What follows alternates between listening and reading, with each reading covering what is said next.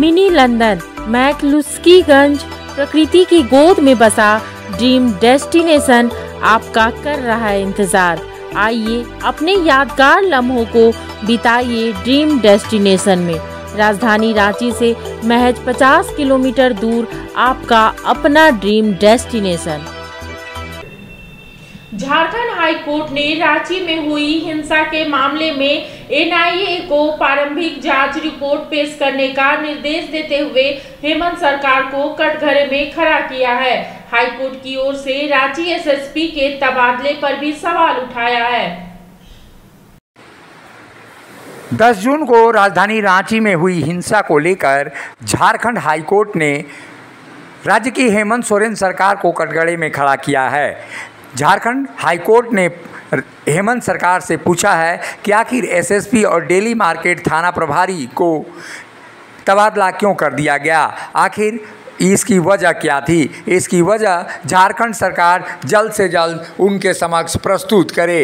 रांची के main road में 10 जून को हुई हिंसा पर झारखंड हाई कोर्ट में आज सुनवाई हुई। कोर्ट ने कहा है कि रांची एसएसपी और डेली मार्केट थाना प्रभारी का ट्रांसफ़र क्यों कर दिया गया, जबकि वे इस मामले से पूरी तरह से जुड़े हुए थे। कोर्ट ने रांची एसएसपी और डेली मार्केट थाना प्रभारी के तबादले के संबंध में डीजीपी और गृह सचिव को व्यक्तिगत रूप से शपथ पत्र दायर करने का निर्देश दिया है।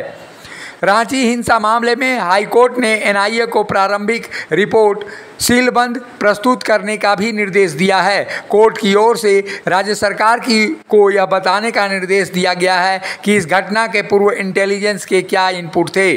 कोर्ट ने सरकार से पूछा है कि इस मामले की सीआईडी जांच करने वाले अधिकारी किस रैंक के अधिकारी हैं। कोर्ट ने मौखिक रूप से कहा है कि इस घटना में सीसीटीवी फुटेज के आधार पर जाँच क्यों नहीं की गई, घटना के पहले इंटेलिजेंस की ओर से क्या इनपुट मिला था, इसकी जानकारी देने में राज्य सरकार के अधिवक्ता असमर्थ हैं। कोर्ट ने कहा है कि एक दिन के लिए उपद्रवियों ने रांची को बंधक बना रखा था, पुलिस उसे रोकने में विफल रही। कोर्ट इस मामले की अगली सुनवाई 5 अगस्त को मुकर्रर की है। वहीं मामले की एनआईए की से जांच कराने को लेकर पंकज कुमार यादव की जनहित याचिका दायर की गई थी, जिसे मंजूर कर लिया गया। हाईकोर्ट के chief justice doctor Ravi Ranjan की अध्यक्षता वाली खंडपीठ ने मामले में पुलिस और सीआईडी की जांच पर सवाल उठाए हैं। मौखिक रूप से उन्होंने कहा है कि मामले की जांच एसआईटी कर रही थी, इसके बाद मामले को सीआईडी को सौंप दिया गया। आईवास के लिए यह सारा खेल किया गया था।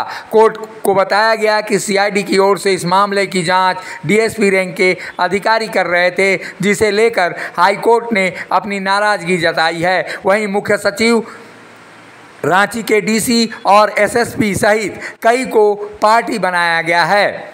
इस याचिका के अंदर निश्चित रूप से झारखंड की हेमंत सोरेन सरकार के अधिकारियों पर भी सवाल उठाया गया है। आखिर पत्थरबाजी की जो घटना हुई, नुपुर शर्मा के बयान पर जिस तरह से रांची पुलिस पर पत्थरबाजी हुई, प्रतिबंधित अस्त्र शस्त्र के प्रयोग हुए, धार्मिक स्तर पर पत्थरबाजी की गई, यह प्रायोजित प्रतीत होता है। ऐसे में झारखंड हाईकोर्ट ने इस सवाल को खड़ा करके निश्चित रूप से मुखर संवाद के उस खबर को मुहर लगा दी है, जिस खबर में हमने बताया था कि राजधानी रांची के जो प्रशासन है और जो राज्य सरकार है वो पत्थरबाजों को बचाना चाहती है। आखिर एक बार फिर मुखर संवाद की खबर पर झारखंड हाई कोर्ट ने मुहर लगाई और झारखंड सरकार को फटकार लगाते हुए काफ़ी कुछ निर्देश दिए हैं। ऐसे में सवाल बड़ा है कि आखिर सरकार अपने वोट बैंक के लिए आखिर क्यों पत्थरबाजों के सामने झुक गई। मुखर संवाद के लिए रांची से अशोक कुमार की रिपोर्ट।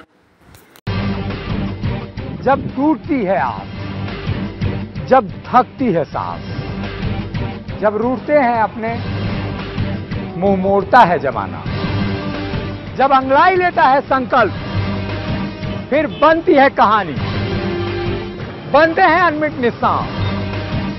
देखिए मेरे साथ संघर्ष की दास्तान।